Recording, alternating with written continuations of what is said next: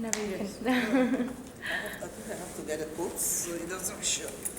At the To get back. what? No, the quotes Ah. from the back of the seat, so it doesn't show.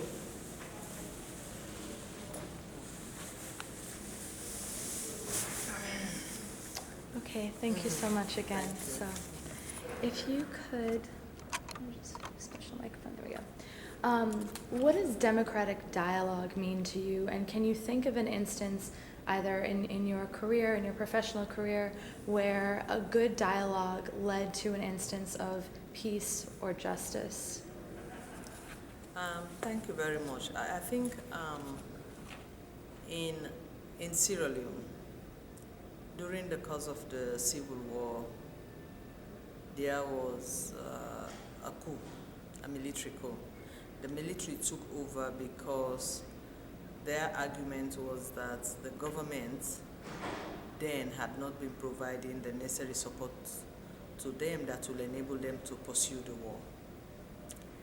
Well, I think the main important issue was this is a party that had been in office for 23 years. It was a one-party rule. There was no multi-party democracy. So obviously the government, which was undemocratic, was overthrown while we were still pursuing the war. So we had two challenges. One was ending the conflicts. Well, actually three challenges. One was ending the conflict. Secondly was having genuine elections, democratic elections. And thirdly was actually removing the military. And so what we did, we actually were able to work together with the support of the international community to start a process. We call it the Bintumani Conference, which brought us together to make a decision. Everybody together, traditional leaders, civil society, the military, to make a decision whether we should continue being undemocratic and pursue the war, or we go for the option elections before peace. So there were two discussions, peace before election, election before peace. We took the side of the election before peace because we thought that a military government could not be negotiating with a rebel. And once the peace process was signed, what happens with the reconstruction? There's going to be a lot of resources into the country that will be used to reconstruct the country, to rebuild it. Are we going to allow these resources to be handled by an unelected government who cannot be able to account for it and therefore mismanage it, because there's a strong correlation between corruption and post-conflict reconstruction. If you look at Lebanon, a lot of countries that are come from war. So we took the decision, the most important at that moment in time was to actually go for elections. Of course, this was going against the military. So we created that process of dialogue, engaging everybody, bringing everybody on board, launching the campaign, which eventually led us to go into the streets, because as we were having the political dialogue, we also had to raise our voice in an unconventional way to force the military. Eventually, a decision was taken. We went to a conference and we won. The military agreed. They started the process of going into election, appointed a commission. Midstream, there was a counter coup. And the counter coup took place because the person, the head of state at that time, the military, wanted to contest the election. He formed a party, which was what we had thought. So his colleague, the number two, overthrew him. Once he overthrew the number one, the head of state, he now wants us to defer the elections. We said no. So we had to go to a second process of engagement, dialogue, which we call Bintumani 2. And we stuck to the dates. We insisted we wanted to have election, and we won that date, and eventually we won. So, and once we won the election, the military had to go back to the barracks, and once they did, we then now started campaigning to work towards the issue of a peace settlement to the conflict. And of course, that eventually won. The peace process was signed, and the government took over properly, and we started the process of reconstruction. And through all of these dialogues that you held, what about them, either in your view, made them democratic dialogues, Or do you think that you wouldn't classify them as democratic dialogues in the sense of the way in which people were communicating? No, I think democracy is the rule of the majority and the rights of the minority. I think when you look at women, we fit in on both. The rule of majority, I say the voice, because we constitute 52% of the population. So once we are very much involved in a process, and a process that is very consultative, that is bringing all the parties concerned, it creates an environment of democratic participation. It's one of the values of democracy, and I think that's what we did. We were able to be on the table. We engaged with the military. We brought the youth together. We brought the unions together. We brought all the different levels. We engaged everybody, and we agreed on a consensus. And once we had agreed, a leadership was created within that forum of consultation to lead. And that's how I became a leader in Sierra Leone, because I worked with the unions, with the teachers, with the labor unions, with the university students, with the lawyers, with the doctors and nurses. So we brought everybody on the table, including political party, opposition political parties join us. Remember, I was talking about these are military, this is a military government. So the political parties that had been banned to participate into political activities became part of the bandwagon. So the only people who were left out were the military. So in that regard, you can say that it was fully democratic in the sense that everybody. And I spoke again about the rights of the minority, because in the political structures, women are not normally included. We have a very small percentage of women who are in political structure. So even though we are the majority in numbers, we are a minority in the structures that have been created by the state, which makes it almost difficult for us to have a voice.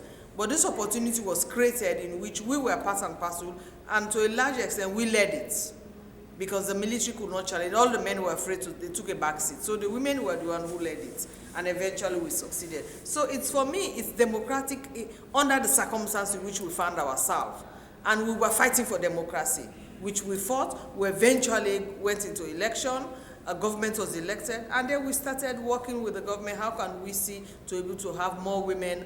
And that was the first time in Sierra Leone, as a result of participation, an office for Minister for Social Welfare, Gender and Children was created. We wanted a commission, but the government actually created a Minister for Gender. But that is in recognition of the role that we had played in the peace process. And you've held many different positions of leadership over your career. In your view, do you think that there's something different about women in leadership positions, and is there something that you could, or not, or is there something you can think about in your own career that maybe reflected how, as a woman, you may have done things differently, or perhaps not? Well, I think moving from civil society, going into international civil service, which is the UN, and then going into government as a minister and back, and having started my career as a private sector person, I think the challenge we have as women, we go into this position with a lot of disadvantage. In the first place, until we get to the critical mass where you have more women in position, it becomes a very lonely place, and you don't have a safety net, you don't have support. You know, and so as a result of that, when I was Minister of Foreign Affairs, we started as 3 ministers, and I ended as the only woman minister in cabinet. And I think that's very lonely, which means you don't have people you can network with, you can actually share experiences, mistakes, and help to work with you. That's the one big challenge. And the second issue is that when you come from civil society work on values, on issues, on commitments, which is completely different from politics. Politics is almost like a cutthroat. I think the most thing I can say is that in politics, they don't have principles.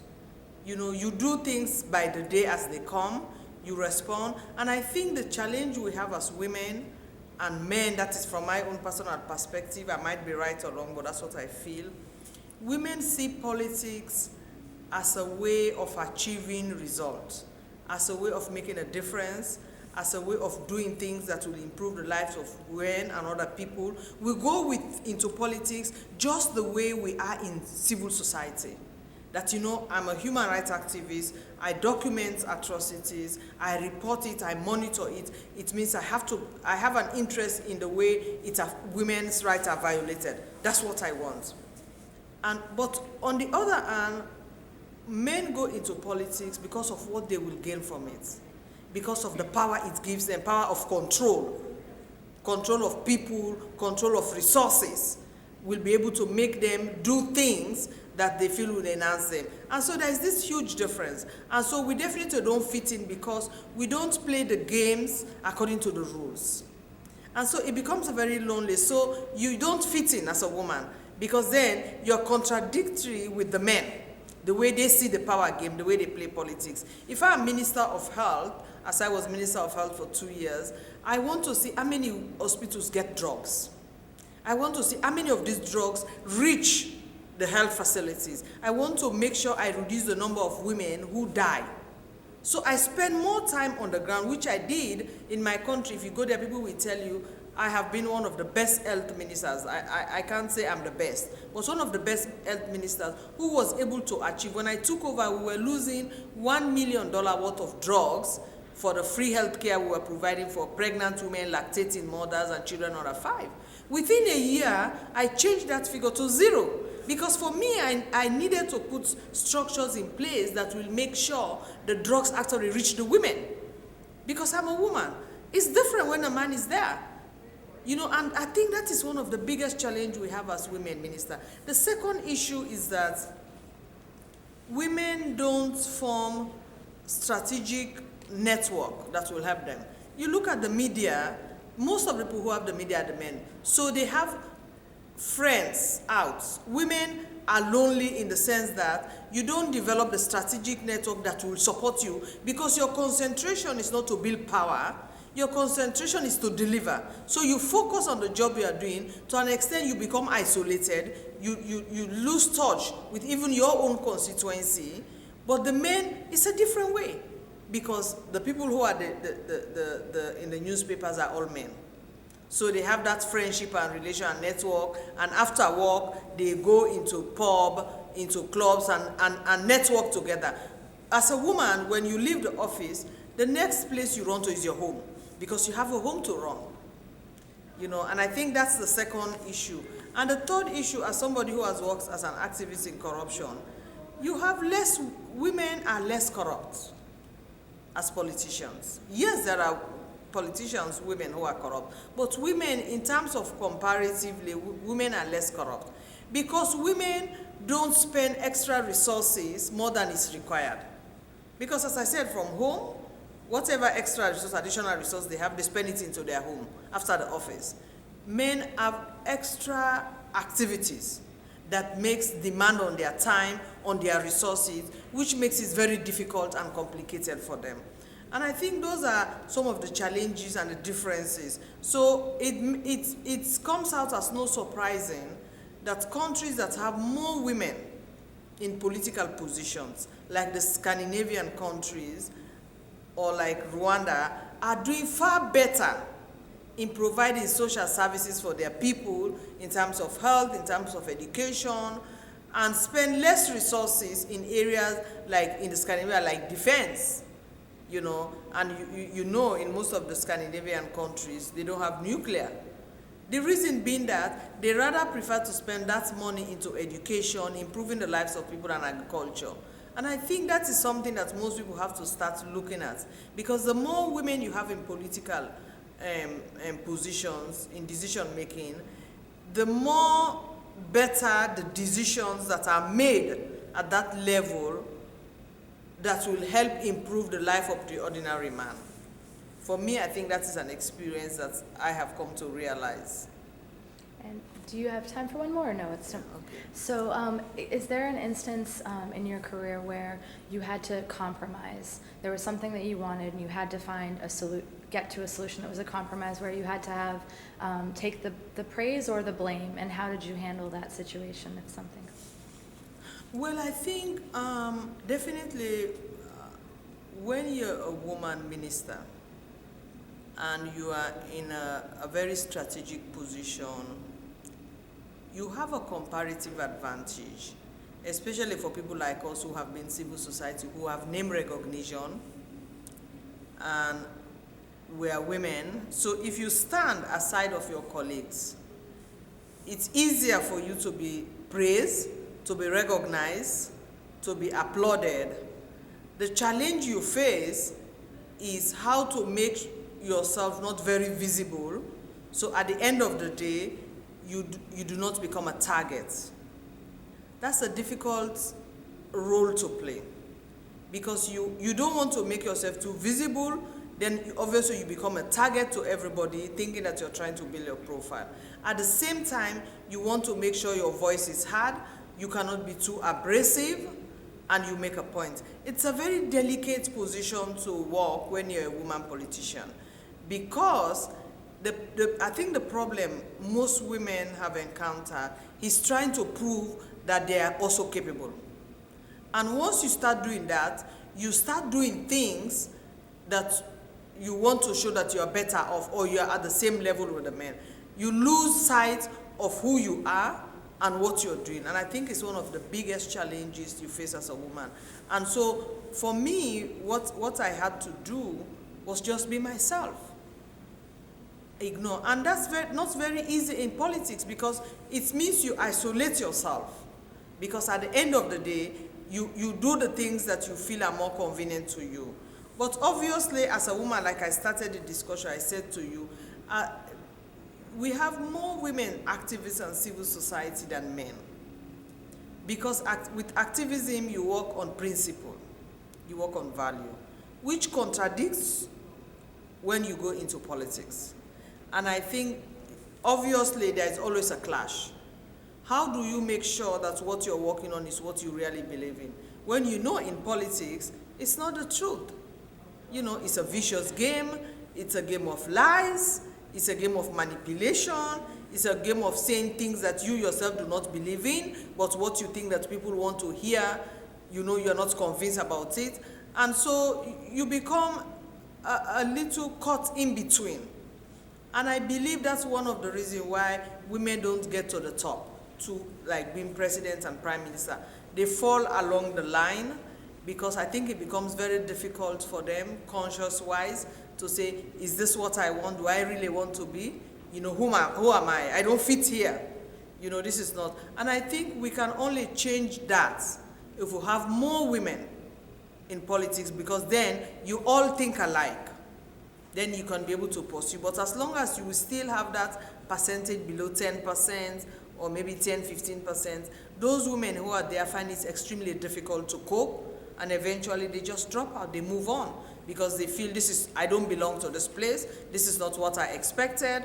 I was working to ensure the empowerment of women, I was working for the interest of the girl child, here I come now, you know, look at the figures they are putting before me, this is not the truth, this is not how I said. So it becomes a very depressing and challenging experience for lots of women how to handle it. And I think the reason being that, because we are not in control of the political structures of the party, we do not set the agenda. And we don't work very well with women who are in the civil society to back us up. And there's no training to prepare women for that, or there's no supporting mechanism built to support women who are in those positions. So they fight a very difficult battle within themselves. And later it becomes very difficult to cope. And I think these are things that we need to talk about. We need to be able to support women who are in this position, to give a helping hand to them, to find out what are the challenges and the struggle that they are going to be through, and to be able to galvanize support for them, mobilize support, so that these women can be able to sustain the work they are doing. Because I do believe, until we are on that table where the issues are discussed, that we can be able to make sure that issues that are of critical concern to us are discussed on the table. If we're not there, the decisions are taken by men. And so the decisions are not in our own interest. Secondly, we have to be there on the table where the resources are distributed for the rest of the country, for the rest of activity. If we're not there, you know, the resources will be distributed not according to things that are of interest to us. They will be according to things that are of interest to men. And I think these are all the issues that we have to discuss, and why we have to make sure that we have more women on the table where decisions are made, more women on the table where resources are distributed, so that our interests or the issues that are of critical concern to us are actually put on the table, and they are given adequate resources to be able to address these things. And I think these are all some of the problems that we face as women. We cannot run away from it. The reality is that we have to have more women in politics. Until we do have to have more women in politics, we cannot be able to make a difference. And to be able to have more women in politics, we also have to empower the women, the grassroots, economically. Because the more economically independent they are, the more they can make economic political decisions that will affect the way they vote to support women to be in. So it's a vicious circle, and we really have to address all of this issue if we're able to break through, or else we'll always be there as activists and not being able to influence decisions happening in our country. Thank you so much. Thank you. I really, really appreciate it. This is exactly what we're looking for.